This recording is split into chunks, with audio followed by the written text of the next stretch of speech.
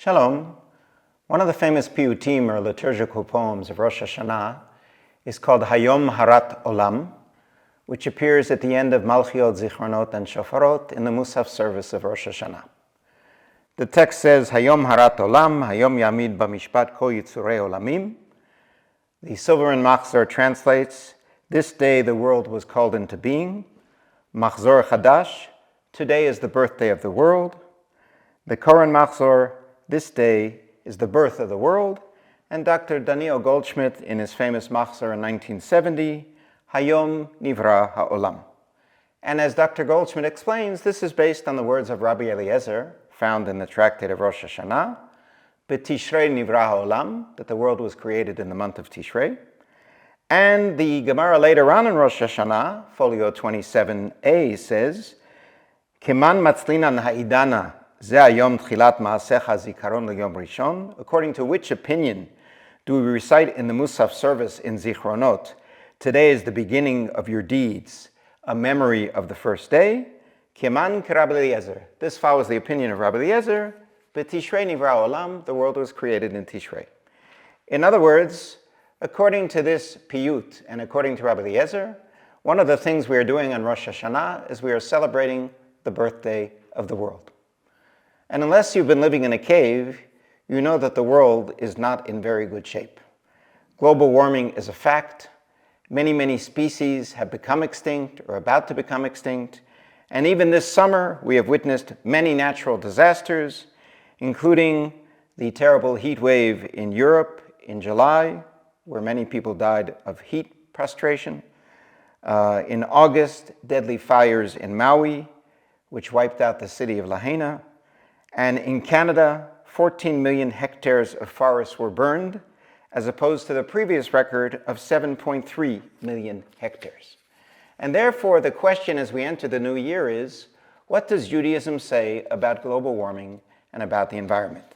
And I would like to emphasize three basic principles. The first is theological, found in the book of Leviticus, chapter 25. It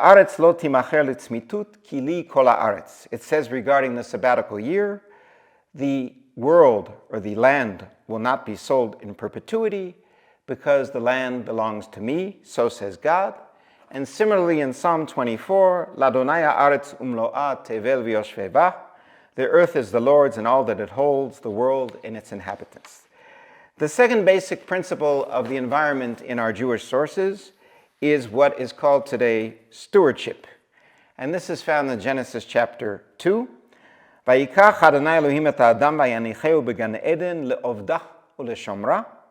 Lord God took man and placed him in the Garden of Eden to till it and to guard it. And as we find in the famous Midrash in Kohelet Rabbah, when the Holy One, blessed be He, created Adam, He took him and made him pass before all the trees of the Garden of Eden. And He said to him, see my works, how lovely and how excellent they are. And everything I have created, for you I have created.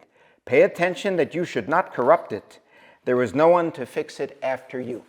In other words, God put us in the Garden of Eden and in the world in order to protect the world. Stewardship.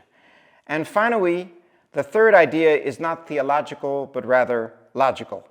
A person who harms nature harms himself.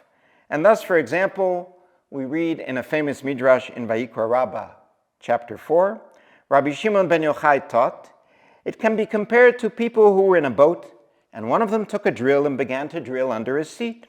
His fellow passengers said to him, why are you doing this?